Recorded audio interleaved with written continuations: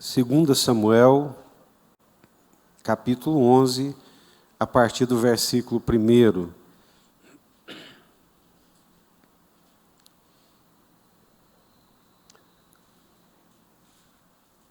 Nós estivemos orando aqui hoje de manhã pelo Heber e toda a família, e graças a Deus estou vendo o Heber aqui, Deus abençoe a sua mãe, sua família enlutada, com o recolhimento do seu tio, Ivani. Estamos orando pelo pastor Rivadavio também, muito querido nosso, tio do Heber também, pelo Renan, pela nossa irmã Marli, pelo Gustavo, sobrinho da Betinha, e por muitas outras pessoas e irmãos que precisam das nossas orações. 2 Samuel, capítulo 11, a partir do versículo 1. Você que está aqui, abra a sua Bíblia, por favor. E você que está na sua casa, não é porque você está em casa que não vai abrir a Bíblia também. 2 Samuel, capítulo 11, a partir do versículo 1.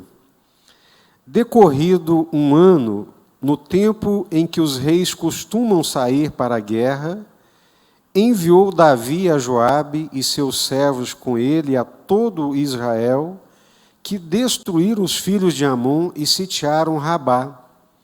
Porém, Davi ficou em Jerusalém. Uma tarde, levantou-se Davi do seu leito e andava passeando no terraço da casa real. Daí viu uma mulher que estava tomando banho, era ela muito formosa. Davi mandou perguntar quem era, e disseram-lhe: é Batseba, filha de Eliã e mulher de Urias o heteu. Então enviou Davi mensageiros que a trouxessem. Ela veio e ele se deitou com ela. Tendo-se ela purificado da sua imundícia, voltou para sua casa. A mulher concebeu e mandou dizer a Davi: estou grávida. Então enviou Davi mensageiros a Joabe, dizendo: manda-me Urias o heteu. Joabe enviou Urias a Davi. Vindo, pois, Urias a Davi, perguntou este como passava Joabe, como se achava o povo e como ia a guerra. Depois disse Davi a Urias: desce à tua casa, lava os teus pés. Saindo Urias da casa real, logo se lhe seguiu um presente do rei. Porém, Urias se deitou à porta da casa real com todos os servos do seu senhor e não desceu para a sua casa. Fizeram-no saber a Davi, dizendo: Urias não desceu à sua casa. Então disse Davi a Urias: não vens tu de uma jornada, porque não desceste à tua casa? Respondeu Urias a Davi: a arca, Israel e Judá ficam em tendas. Joabe, meu senhor, e os servos de meu senhor estão acampados ao ar livre, e hei eu de entrar na minha casa para comer e beber e para deitar-me com minha mulher? Tão certo como tu vives e como vive a tua alma, não farei tal coisa. Então disse Davi a Urias: demora-te aqui ainda hoje, e amanhã te despedirei. Urias, pois, ficou em Jerusalém aquele dia e o seguinte. Davi o convidou, comeu, bebeu diante dele e o embebedou. À tarde saiu Urias a deitar-se na sua cama com os servos de seu senhor, porém não desceu à sua casa. Pela manhã, Davi escreveu uma carta a Joabe e lhe a mandou por mão de Urias. Escreveu na carta dizendo: ponde Urias na frente da maior força da peleja e deixai-o sozinho para que seja ferido e morra. Vamos mais adiante. Versículo 23. Urias vai para o campo de batalha, leva a carta. Joabe faz como Davi mandou, coloca Urias no fronte. No calor da batalha, recua os soldados e deixa Urias sozinho para que ele seja flechado e morto. Disse o mensageiro ao Davi, versículo 23, na verdade, aqueles homens foram mais poderosos do que nós e saíram contra nós ao campo, porém nós fomos contra eles até a entrada da porta. Então os flecheiros do alto do muro atiraram contra os teus servos e morreram alguns dos servos do rei. E também morreu o teu servo Urias, o heteu. Disse Davi ao mensageiro, assim dirás a Joabe, não pareça isto mal aos teus olhos, pois a espada devora tanto este como aquele. Intensifica a tua peleja contra a cidade e derrota, e tu anima Joabe. Ouvindo, pois, a mulher de Urias, que seu marido era morto, ela o pranteou. Passado o luto, Davi mandou buscá-la e a trouxe para o palácio. Tornou-se ela sua mulher e lhe deu à luz um filho. Porém, isto que Davi fizera foi mal aos olhos do Senhor. Isto que Davi fizera foi mal aos olhos do Senhor. O Senhor, nosso Deus, um Deus vivo que conhece todas as coisas e que vê todas as coisas. E ele percebeu com muita clareza todos aqueles artifícios e aquelas artimanhas realizadas por Davi. Vamos orar, curva sua cabeça, vamos pedir a Deus que ilumine o nosso entendimento, a nossa compreensão e que nos dê a sua palavra. Senhor, nós nos prostramos diante da tua presença, reconhecemos as nossas limitações e o quanto necessitamos do Senhor nesta hora. Só o Senhor é Deus. Só o Senhor sonda os corações.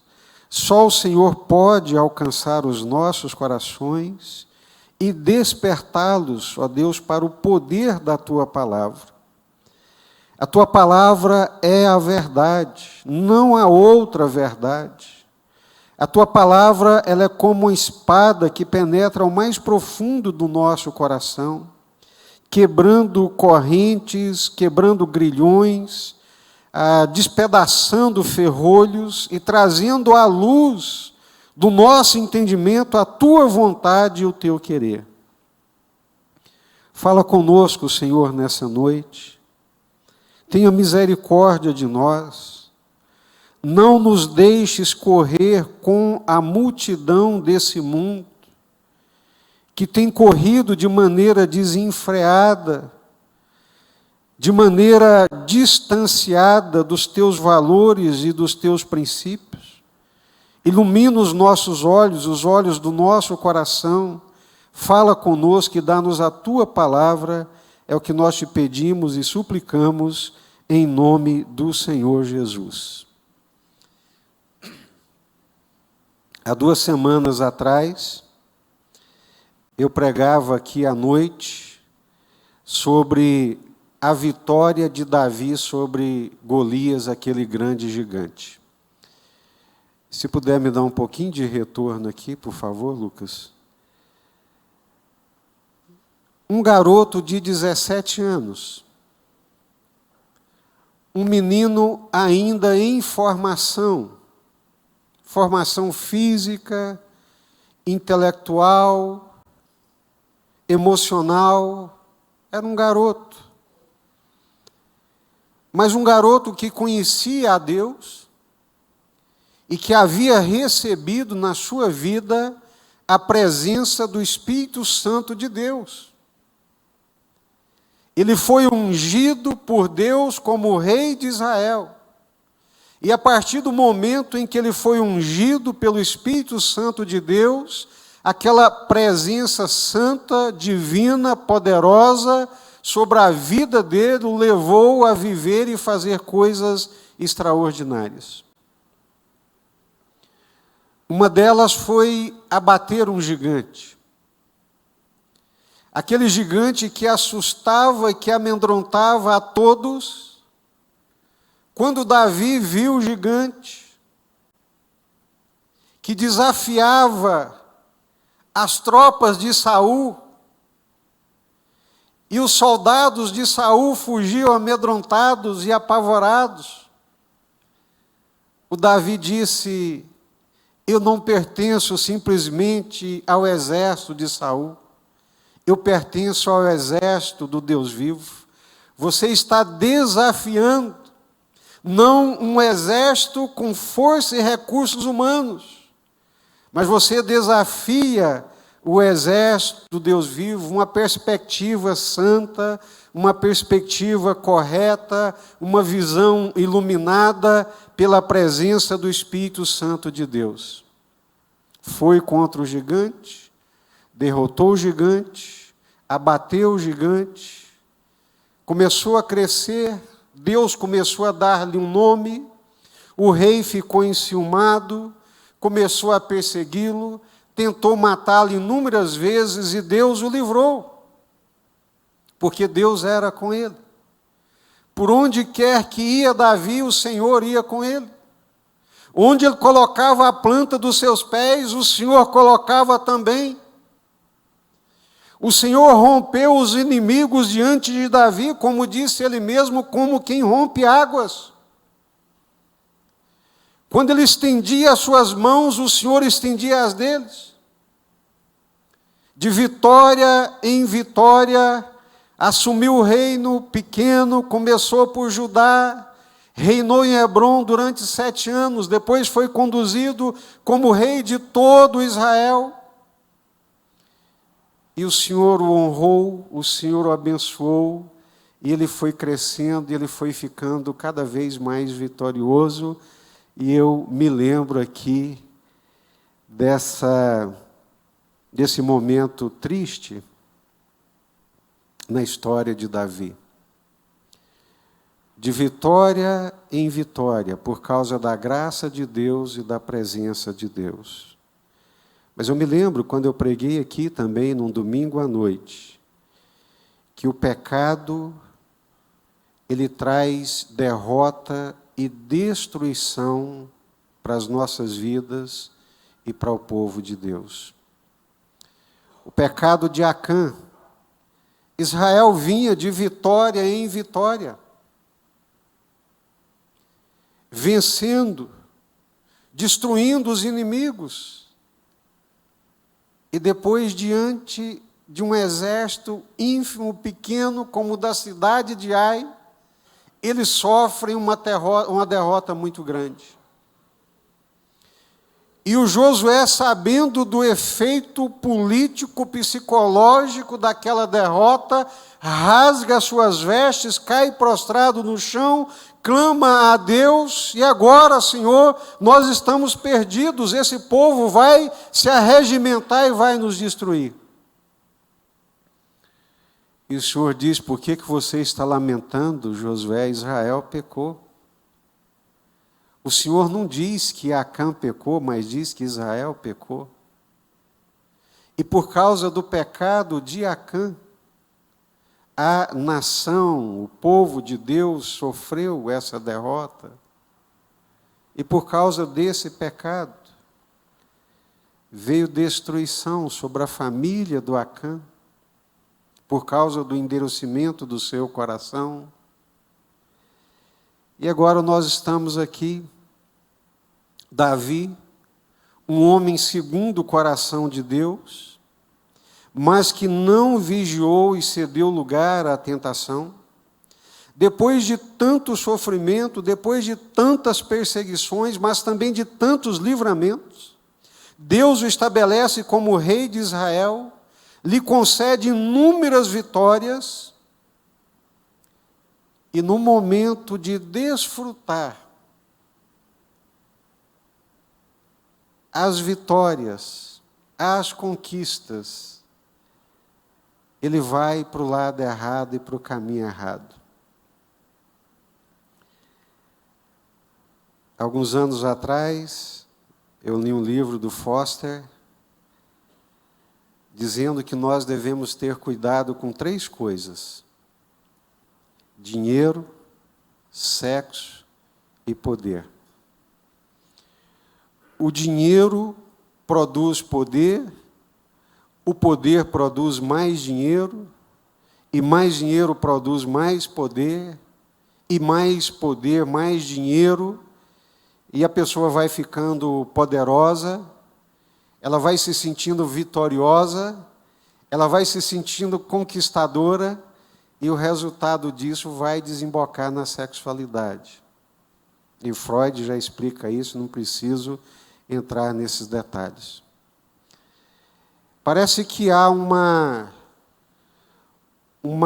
regra, ou como se fosse uma marcha funesta nessa direção.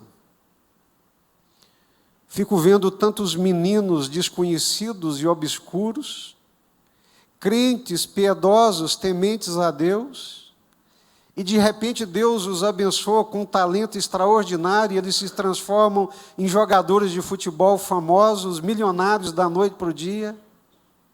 E a primeira coisa que eles fazem, diante da fama, diante da glória, é se esquecer de Deus, do Deus que lhes deu vida, lhes deu talento, saúde, para poder conseguir essa fama e essa coisa toda, e se enveredam para dinheiro, sexo, droga, prostituição e por aí afora, e não poucos depois, com o passar dos anos, estão na miséria, às vezes precisando de socorro e de migalhas para sobreviverem. Davi, como nós lemos aqui no texto, é o ano, é a hora, é o momento em que todos os reis vão para a guerra. Davi, ao invés de ir para a guerra, já é um conquistador, já é um rei famoso, já havia abatido, e a Bíblia diz que ele já havia colocado os seus pés sobre o pescoço de todos os seus inimigos, por causa da graça de Deus e do poder do Senhor que era na sua vida. E ao invés de sair para a batalha, manda os seus soldados, manda o seu exército, e ele mesmo fica em casa, tranquilo, sossegado, e tem um ditado antigo que crente gosta muito: mente vazia é a oficina do diabo. Cabeça vazia, de quem não ocupa a cabeça, que não batalha, que não vai para a peleja, para o trabalho, para a luta, mas fica ali sossegado, matutando, como diz o goiano, mente vazia é a oficina do diabo. Os homens lá na batalha. E o Davi acorda ali à tarde, sadio, guerreiro, descansado, passeando pelo palácio real, levanta os olhos, dia mau, dia da tentação, dia da fraqueza, e bate os olhos numa mulher linda que estava tomando banho. E eu não sei por que diabos aquela mulher vai tomar banho exatamente naquele lugar. Não é verdade? Diante do passo ali, do passeio do palácio por onde o rei sempre passava. Parece que há uma conspiração para que essas coisas elas concorram e aconteçam. Mas nem por isso isenta-se da culpa e da responsabilidade. Davi olha, vê a mulher, se encanta, se sente atraído, aí entra o poder. Eu sou o rei. Quem que é essa mulher tão bonita, gente? Ó rei, meu senhor, essa aí é a Batseba, filha de Eliã, mulher de Urias, o Eteu. O Eteu? Meu servo tem uma mulher dessa? Não é possível. Essa mulher é para reis. Só quer que a gente busque ela? Foram lá, trouxeram a Batseba. Davi se esqueceu e passou por cima da lei de Deus, da palavra de Deus, da vontade de Deus, passou por cima da fidelidade, passou por cima da integridade, passou por cima da honra, porque Urias, o heteu, era um dos seus valentes. Era um daqueles que já havia muitas vezes arriscado a sua vida por conta de Davi. Essas coisas me constrangem no pecado. Não me constrange a tentação de Davi e a sedução que ele passa, mas me constrange passar por cima da integridade, passar por cima da lealdade de um companheiro de armas, de alguém que dá a sua própria vida por ele, de alguém que é tão íntegro e tão honrado como Urias, que se recusa a descer para a sua casa enquanto seus companheiros estão no campo de batalha. Esse é um homem íntegro.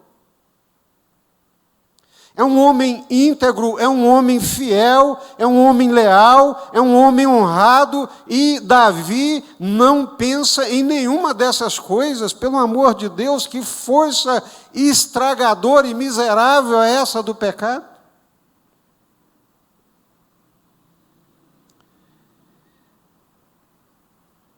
Esse flerte, esse pular de cerca que a gente ouve nas piadas, e o pessoal faz brincadeiras e zombarias e coisas chacotas, isso tem nome. Isso é pecado. Isso é ofensa a Deus. O que Davi fez tem um nome e se chama pecado. E esse pecado, na Bíblia, a palavra de Deus, revelada por Deus, tem nome. Isso é adultério. Davi era rei, Davi era rico, Davi era poderoso. Davi tinha muitas mulheres, como naquele tempo podia ter, mas ele não podia ter uma mulher casada. Em todas as sociedades, em todos os tempos, praticamente, nenhum homem nunca pôde ter tudo quanto quis, há limites. Para o bem da sociedade humana, para o bem da vivência, da preservação da humanidade, existem limites, e esse é um deles. Pouco a pouco, a nossa sociedade, de maneira sutil, vai eliminando alguns conceitos desagradáveis do seu vocabulário. Vai eliminando o conceito de pecado. Parece que soa mal, politicamente incorreto, quando se fala em pecado. Vão eliminando do seu vocabulário o conceito de pecado, de prostituição, de fornicação e também de adultério. E vão travestindo esses conceitos em outros vocábulos mais sutis, mais agradáveis, mais palatáveis, mas a essência continua sendo a mesma, é pecado, é desagradável a Deus, e nós não podemos e não devemos compactuar nunca com essas coisas. Eu fico impressionado, com alguns conceitos da nossa sociedade, que não é por uma questão de geração, não é porque eu sou velho e perdi o bonde da história, não, graças a Deus, eu sou muito ligado e procuro entender a linguagem do que se passa e do que está acontecendo. Conceitos novos como namorido, namorida, e por aí vai. Conceitos que mascaram relações que são relações impuras da perspectiva de Deus. numa forma clara e intencional de mascarar o erro, a impureza de uma sociedade que despreza a retidão e a justiça. Se tem coisas que me encantam na vida cristã, na palavra de Deus, são esses conceitos, esses valores de retidão, de justiça, de integridade. Como é lindo e extraordinário ver um homem como Samuel encerrando os seus dias de líder naquela nação, de homem de liderança, de homem ouvido, de homem respeitável, que a sua palavra tinha peso, reis temiam a sua palavra, todos buscavam o seu conselho, e ele encerra a sua vida dizendo: coloquem-se diante de mim e diante do rei como juiz, e levanta a mão aqui alguém de quem eu roubei alguma coisa, alguém de quem eu fiz uma corrupção, aceitei um suborno, paguei uma peita. Não, Samuel, ninguém na nação inteira pode dizer qualquer coisa contra ti. Meu Deus, integridade, meus queridos. Integridade, que coisa linda, que coisa extraordinária. Respeito, honra, fidelidade, coisas do caráter, coisas da integridade, daquilo que Deus, através do Espírito Santo, realiza na nossa vida. A nossa sociedade, eu digo a sociedade, o mundo, ela não vive debaixo dos conceitos, dos valores da palavra de Deus. Mas nós temos um compromisso com Deus, nós temos uma aliança com Deus. Nós fomos chamados por Deus para viver de acordo com a sua lei, de acordo com a sua vontade. Dinheiro, sexo, poder. Dinheiro produz poder, poder produz dinheiro, uma coisa alimenta a outra. O povo diz que os rios correm para o mar. Quanto mais dinheiro, mais capacidade de dinheiro a pessoa vai ter para gerar, e aí vai acumulando poder, e Davi agora é rei, ele é um rei poderoso, venceu os seus inimigos, ele tem um palácio, e agora ele acha que ele pode fazer o que ele quiser. Ele acha que ele pode ter aquela mulher, que não é possível que uma mulher como aquela é de um servo, de um escravo, e não dele, que é o rei. Essa é a lógica do mundo, mas não é a lógica de quem teme a Deus. Isso é pecado, é adultério. O que Davi fez foi pecado perante Deus. Transgrediu a lei de Deus.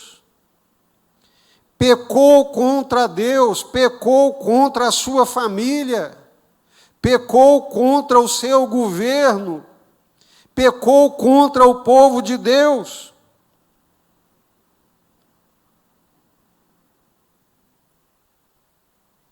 Alcançou o perdão de Deus, graças a Deus por isso. Mas as consequências, meus queridos, as consequências dessa aventura pecaminosa, porque quando a gente fala aventura, parece que é uma coisa boa, não é? Mas essa aventura de Davi teve um preço, meu Deus do céu. Eu acho que se ele pudesse voltar à história, se ele pudesse, depois de ver o que o Anon, seu filho mais velho, fez com a sua filha, abusou e forçou sexualmente a sua filha, se ele pudesse voltar à história depois que ele viu o seu filho Absalão matar o seu outro filho Anon, Se ele pudesse voltar à história, eu fico pensando nesse efeito butterfly, se ele pudesse voltar e não fazer o que ele fez, se eu tivesse ouvido a palavra de Deus, se eu tivesse ouvido o conselho de Deus, eu não estaria passando por essas coisas que estou passando, vendo o seu filho querendo matá-lo, dormindo com as suas concubinas, envergonhando ele e todo o reino. Porque o pecado traz consequências. O que a Bíblia nos ensina a respeito do adultério? Primeira coisa, não adulterarás, diz a lei de Deus, Êxodo 20, Deuteronômio. Algumas recomendações bíblicas sobre essa questão. Eu passei a tarde lendo e separando algumas porções das Escrituras. E preste atenção numa coisa.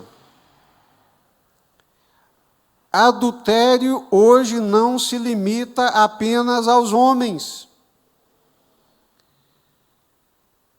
Adultério nos nossos dias tem sido cada vez mais uma coisa comum entre as mulheres também. Eu fiquei boquiaberto depois de uma pesquisa, tive acesso a algumas pesquisas. Um menino de Goiânia, no seminário de Goiânia, fez uma pesquisa de conclusão de curso sobre pornografia. Eu acho que no ano passado, um dos temas do nosso congresso aqui dos jovens foi sobre a pornografia, e eu fiz uma exposição sobre esse fato e fiquei boquiaberto de saber o volume econômico bilionário que a pornografia movimenta.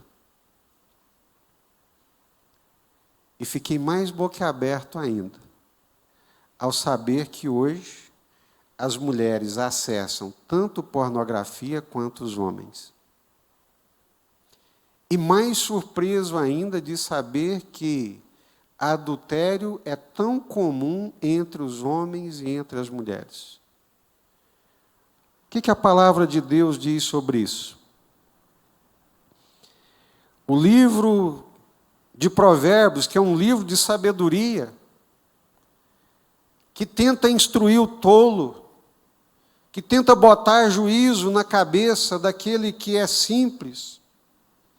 Diz assim em Provérbios 5, a partir do verso 12: Filho meu, atende à minha sabedoria, a minha inteligência inclina os ouvidos, para que conserves a discrição e os teus lábios guardem o conhecimento.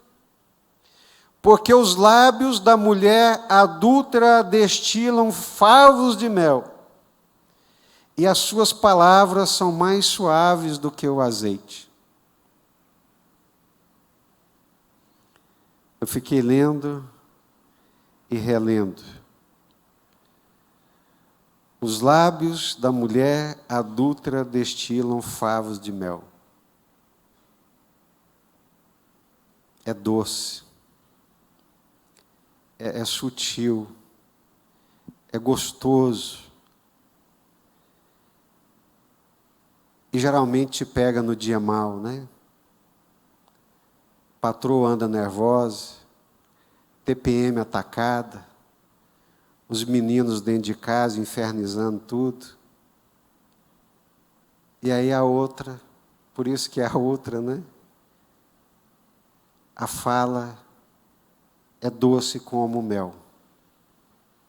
E o outro também, né, como eu estou dizendo, vai falar exatamente aquilo que se quer ouvir. As suas palavras são mais suaves do que o azeite. Aquele azeite puro, extraordinário, cheiroso, que se coloca sobre as feridas. O azeite, ele é medicinal. Aquela ferida machucada, aquela pereba, você vem e coloca o azeite, amarra um paninho, ela vai curando. Assim parecem ser as palavras da mulher adúltera, mas o fim dela é amargoso como o absinto. agudo como a espada de dois gumes. Os seus pés descem à morte, os seus passos conduzem ao inferno. Ela não anda pelas veredas da vida, mas anda errante nos seus caminhos e não sabe. Meu filho, por favor, dá ouvidos à minha voz, e não te desvies das palavras da minha boca. Afasta o teu caminho da mulher adúltera e não te aproximes da porta da sua casa, para que não des a outrem a tua honra, nem os teus anos a cruéis, para que dos teus bens não se fartem os estranhos, e o fruto do teu trabalho não vá parar na casa alheia. Jesus, e gemas no fim da tua vida, quando se consumirem a tua carne e o teu corpo, e digas: como eu fui insensato, e não dei ouvidos ao ensino, como desprezou o meu coração a disciplina. Eu fico pensando, como lhes disse, Davi, depois de o fato acontecido, tendo cedido aos desejos do seu coração, depois de toda a lástima que lhe sobreveio, ah, Deus, por que eu não ouvi o Senhor? Por que não ouvi a Tua palavra? Os lábios destilam favos de mel, suas palavras são mais suaves do que o azeite, mas o fim é a morte e a destruição. Eu fiquei impressionado com essa aqui. O velho sábio Salomão, né? Ele disse que estava na janela da casa dele, observando a rua, coisa que sábio gosta de fazer, observar, né? Ele diz: da janela da minha casa, dentre as minhas grades, olhando eu, vi entre os simples, ou seja, entre aqueles que não têm muita sabedoria, vi entre os simples, descobri entre os jovens um que era carecente de juízo, que ia e vinha pela rua junto à esquina da mulher estranha e seguia o caminho da sua casa. À tarde do dia, no crepúsculo, na escuridão da noite, nas trevas. Eis que a mulher lhe sai ao encontro com vestes de prostituta e astuta de coração. É apaixonada e inquieta, seus pés não param em casa. Ora está nas ruas, ora nas praças, espreitando por todos os cantos. Aproximou-se dele, o beijou e lhe disse: sacrifícios pacíficos tinha eu de oferecer. Paguei hoje os meus votos, estou livre. Por isso saí ao teu encontro. Saí a procurar e te achei. Já cobri de colchas a minha cama de linho fino do Egito, de várias cores. Já perfumei o meu leito com mirra, aloés e cinamomo. Vem, embriaguemo-nos com as delícias do amor. Olha que proposta, né? E o sábio está ali da janela da sua casa, olhando e observando. Aquele jovem, a sabedoria e a perspicácia do velho lhe deu a entender que aquele jovem estava à caça. E que ele era falto de juízo. Dava para ver no andar e no olhar. E quem caça, acha. E achou alguém que caçava tanto quanto ele. Mais esperta do que ele. Cheirosa, bonita. Olha, está tudo preparado. Vamos ter uma noite de arromba. venha, passemos a noite, gozemos amores até pela manhã. Olha aí, porque o meu marido não está em casa. Ele saiu de viagem para longe, levou consigo um saquitel de dinheiro, só volta no tempo aprazado, seduziu-o com as suas muitas palavras, com as lisonjas dos seus lábios o arrastou.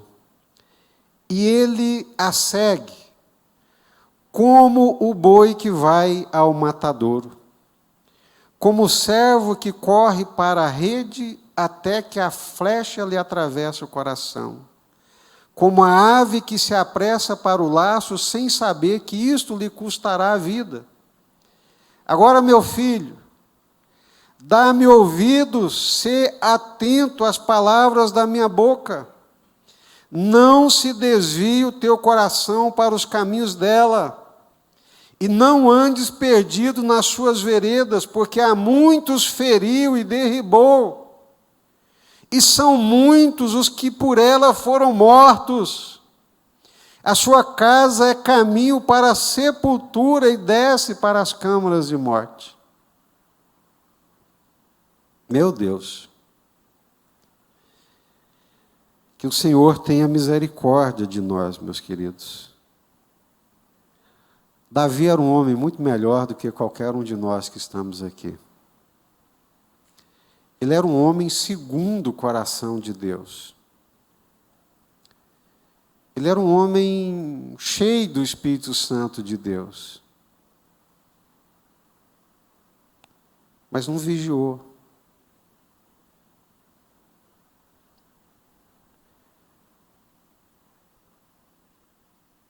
A Bíblia diz que quem brinca com o pecado é louco. Não dá para brincar com o pecado porque ele vai te pegar. Para o Senhor nos libertar dele, só o Senhor que nos libertou. Todo aquele que comete pecado se transforma em escravo do pecado. E quando se é escravo, para ser livre, é só se alguém libertá-lo. Alguém mais forte, mais poderoso. E o Senhor nos libertou. Agora eu vou brincar. Tem um desses provérbios que diz que quem brinca com fogo vai se queimar. Então, presta atenção, por favor, em nome do Senhor Jesus. Eu já disse aqui inúmeras vezes, ninguém amanhece com disposição para pecar. Ninguém amanhece, hoje é o dia que eu vou cometer um pecado, hoje é o dia que eu vou enfiar o pé na jaca. Não. Essas coisas, elas acontecem de maneira sutil. Essas coisas, elas acontecem de uma maneira sutil e vão se infiltrando por fissuras da nossa alma e do nosso coração.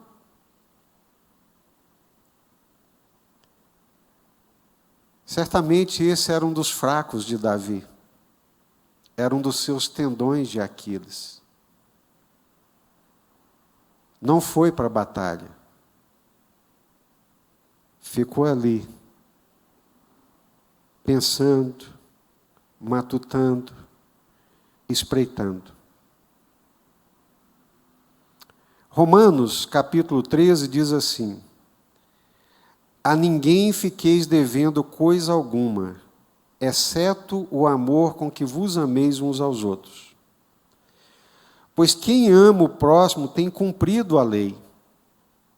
Pois isto, não adulterarás, não matarás, não furtarás, não cobiçarás, e se há qualquer outro mandamento, tudo nesta palavra se resume. Amarás o teu próximo como a ti mesmo. O amor não pratica o mal contra o próximo. De sorte que o cumprimento da lei é o amor. Ou seja, não há pecado em que alguém não seja ofendido. Não há pecado em que alguém não tenha o seu direito subtraído. Não tem pecado sem ofensa. O pecado começa com a ofensa a Deus, mas também sempre é uma ofensa ao próximo. Davi, no seu pecado, ofendeu Urias. Davi, no seu pecado, não respeitou o seu amigo, não honrou a sua casa, não honrou a sua família, não honrou a Deus. E aí tem um salmo que diz que um abismo chama o outro. O pecado não confessado, não arrependido, dá lugar à mentira, dá lugar ao escondido, dá lugar à escuridão e a outras mazelas do coração.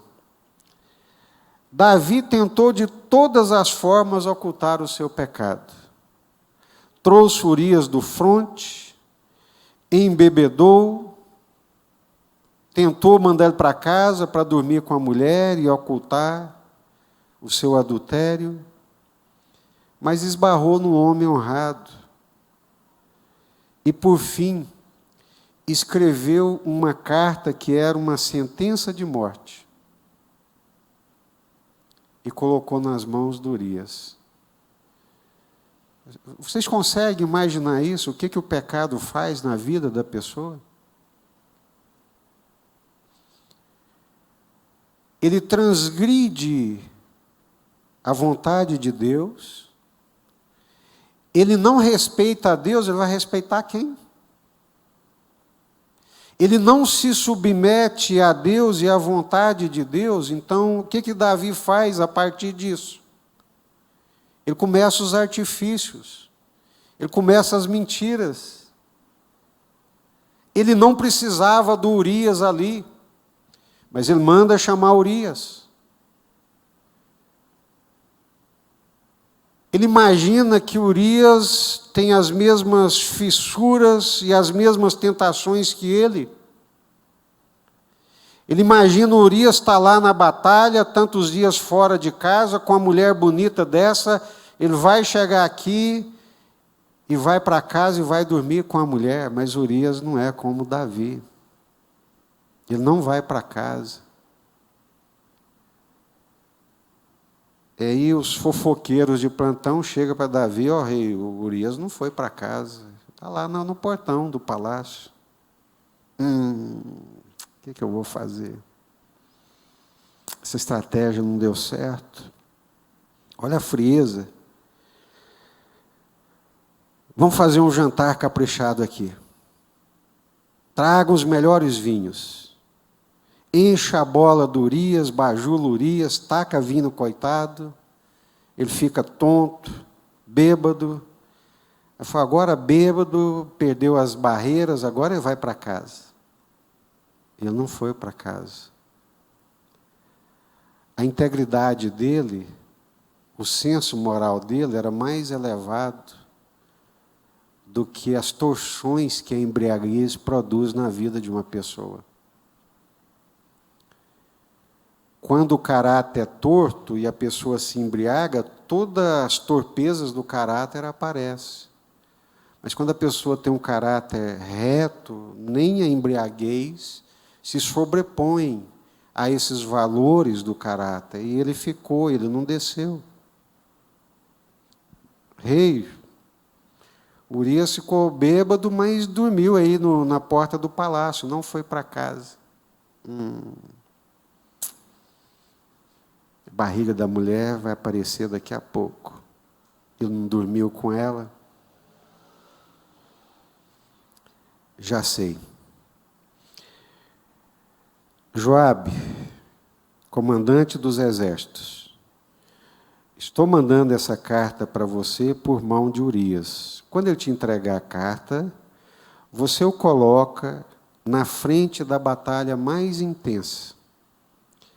E quando o bicho pegar, você retrai as tropas e deixa ele exposto para ele morrer. mentiu, traiu e, por fim, matou. Um abismo chama o outro. Pecado não arrependido vai dar lugar à mentira, vai dar lugar à escuridão e a outras mazelas do coração.